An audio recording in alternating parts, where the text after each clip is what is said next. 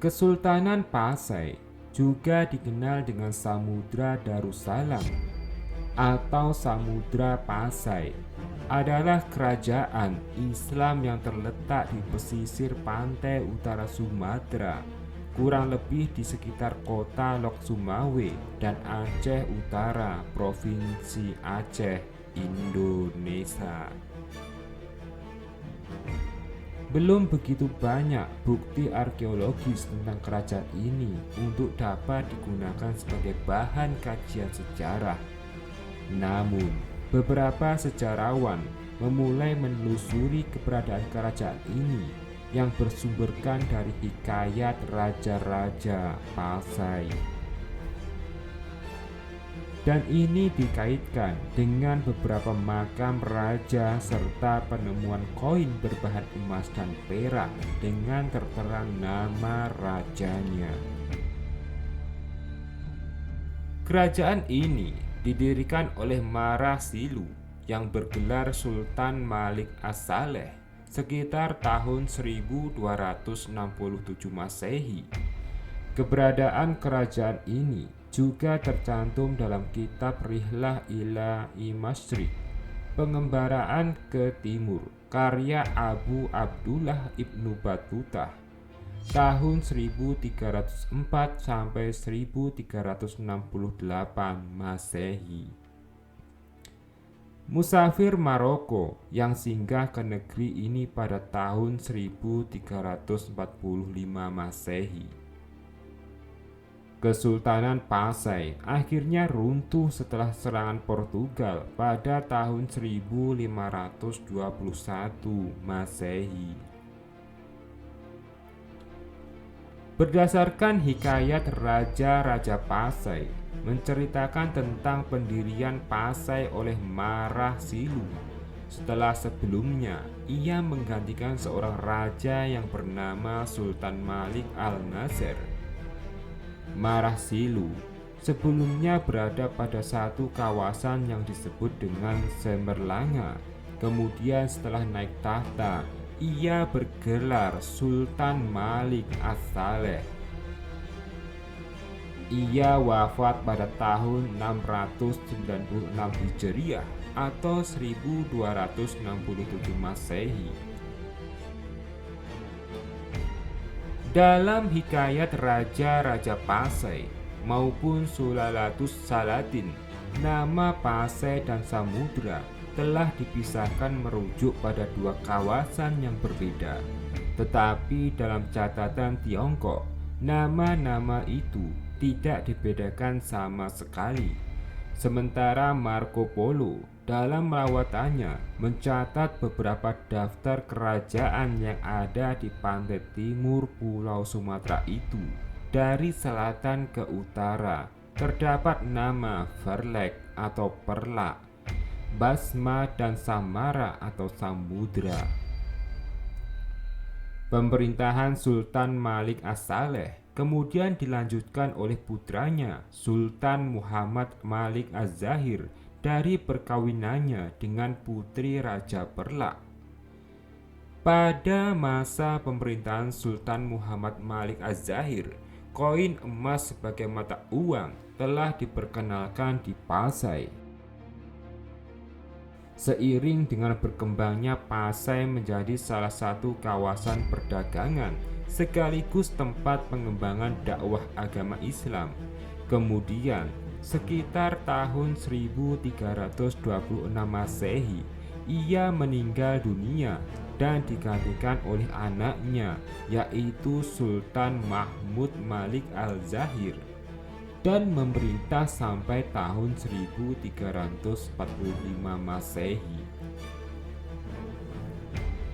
Pada masa pemerintahannya, ia dikunjungi oleh Ibnu Battuta, kemudian menceritakan bahwa Sultan di negeri Samatrah atau Samudra menyambutnya dengan penuh keramahan dan penduduknya menganut mazhab Syafi'i. Kesultanan Pasai kembali bangkit di bawah pimpinan Sultan Zain al-Abidin Malik Az-Zahir tahun 1383 Masehi dan memerintah sampai tahun 1405 Masehi. Dalam kronik Tiongkok, ia juga dikenal dengan nama Saimuli Api Tinggi dan disebutkan ia tewas oleh Raja Nagur. Selanjutnya, pemerintahan Kesultanan Pasai dilanjutkan oleh istrinya yaitu Sultanah Nahrasiyah. Armada Cheng Ho yang memimpin sekitar 208 kapal mengunjungi Pasai berturut-turut dalam tahun 1405 Masehi, 1408 Masehi, dan 1412 Masehi. Berdasarkan laporan perjalanan Cheng Ho yang dicatat oleh para pembantunya seperti Ma Huan dan Fei Xin, seorang geografis Kesultanan Pasai dideskripsikan memiliki batas wilayah dengan pegunungan tinggi di sebelah selatan dan timur, serta jika terus ke arah timur berbatasan dengan Kerajaan Aru, sebelah utara dengan laut, sebelah barat berbatasan dengan dua kerajaan, Nagur dan Lede. Sedangkan jika terus ke arah barat berjumpa dengan Kerajaan Lambri atau Lamburi yang disebutkan waktu itu berjarak 3 hari 3 malam dari Pasai. Dalam kunjungan tersebut, Cheng Ho juga menyampaikan hadiah dari Kaisar Tiongkok, yaitu lonceng Cakradonya.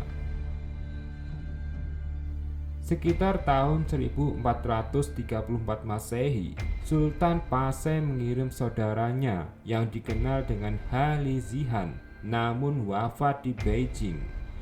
Kaisar Xuande dari dinasti Ming mengutus Wang Xinhong ke Pasai untuk menyampaikan berita tersebut.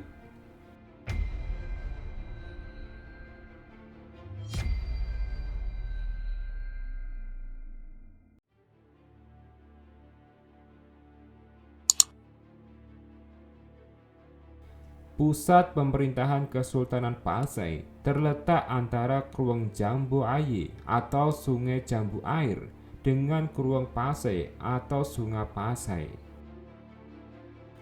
Menurut Ibnu Battuta yang menghabiskan waktunya sekitar 2 minggu di Pasai, menyebutkan bahwa kerajaan ini tidak memiliki benteng pertahanan dari batu, tetapi telah memagari kotanya dengan kayu yang berjarak beberapa kilometer dari pelabuhannya. Pada kawasan inti kerajaan ini terdapat masjid dan pasar serta dilalui oleh sungai air tawar yang bermuara ke laut. Ma Huan menambahkan walau muaranya besar, namun ombaknya menggelora dan mudah mengakibatkan kapal terbalik. Sehingga penamaan Lok Sumawe yang dapat bermaksud teluk yang airnya berputar-putar kemungkinan berkaitan dengan ini. Dalam struktur pemerintahan terdapat istilah menteri, syah bandar, dan kadi, sementara anak-anak sultan baik laki-laki maupun perempuan digelari dengan tun. Begitu juga beberapa petinggi kerajaan.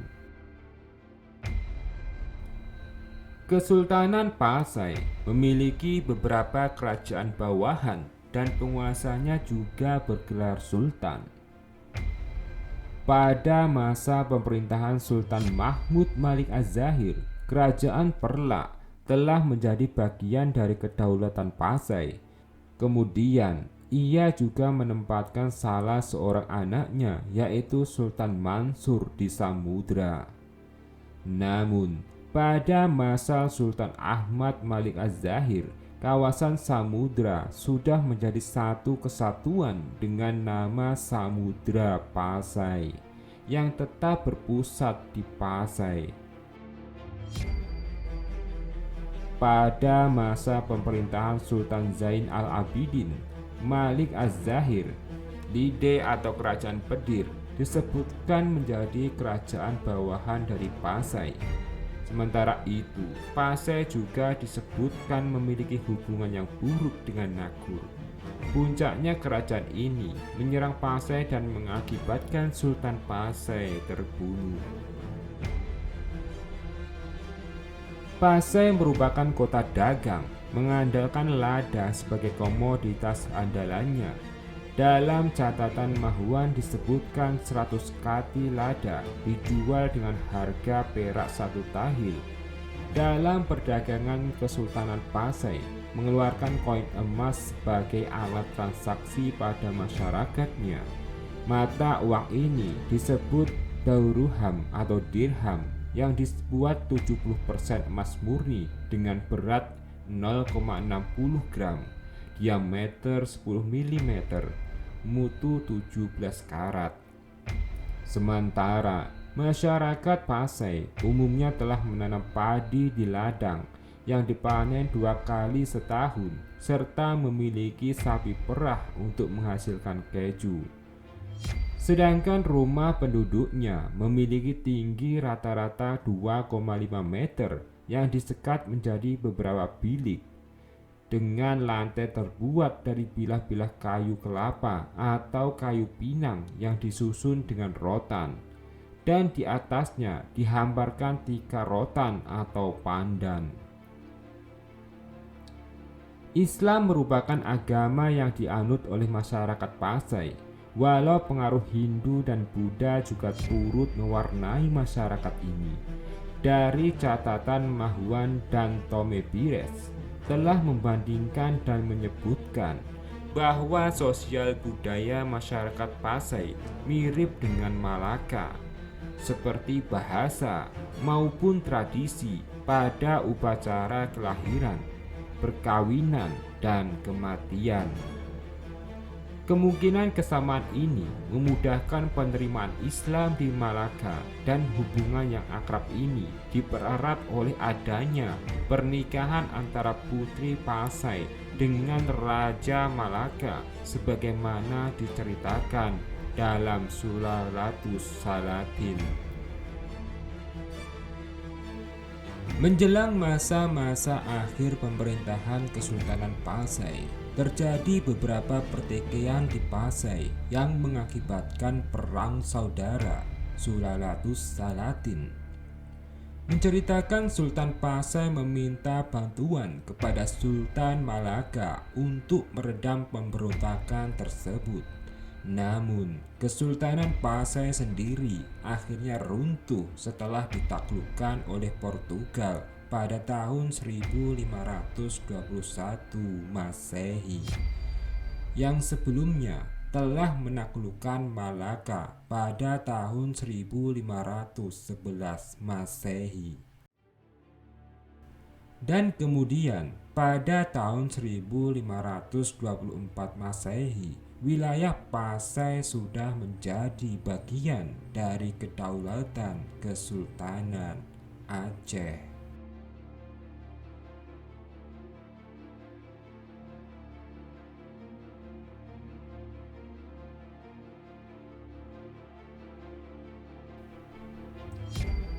Sura Dira Jayaningrat lebur dening pangastuti matur suwun.